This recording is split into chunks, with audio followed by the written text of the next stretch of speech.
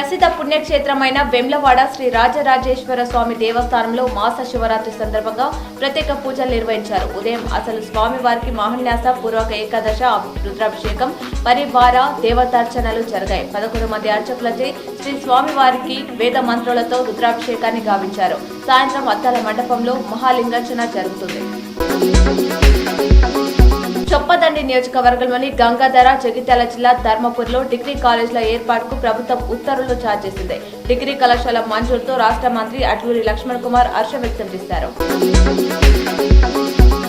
జగద్గురు శృంగారే పీఠాధిపతి శ్రీ శ్రీ విధుశేఖర భారతి మహాస్వామి ధర్మ విజయ యాత్రలో భాగంగా వేములవాడలో 2 రోజులు పర్యటించనున్నారు.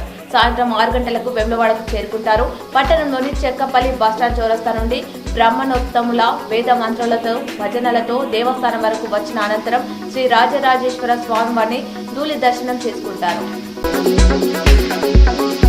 ఈ నెల 23 వరకు వైన్ షాప్ల దరఖాస్తులు స్వీకరించడం జరుగుతుందని ప్రభుత్వం ప్రకటించింది. గత నెల 26 నుంచి నిన్నటి వరకు దరఖాస్తులు స్వీకరించారు.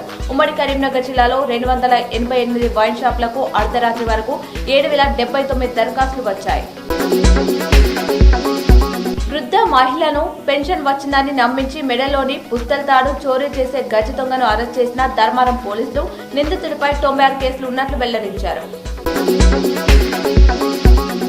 జగిత్యాల జిల్లా కొరుట్ల పట్టణంలో గల అతి పురాతనమైన శ్రీ వెంకటేశ్వర స్వామి దేవాలయంలో గోమాతల కొరకు శనివారం ఆలయ ప్రాంగణంలో షెడ్డు నిర్మాణానికి ఆలయ ప్రధాన అర్చకులు బీర్నంది నరసింహాచారి ప్రత్యేక పూజలు చేపట్టగా కొరుట్ల నియోజకవర్గ కాంగ్రెస్ పార్టీ ఇన్ఛార్జ్ జువాడి నరసింహారావు చేతుల మీదుగా భూమి పూజ నిర్వహించారు.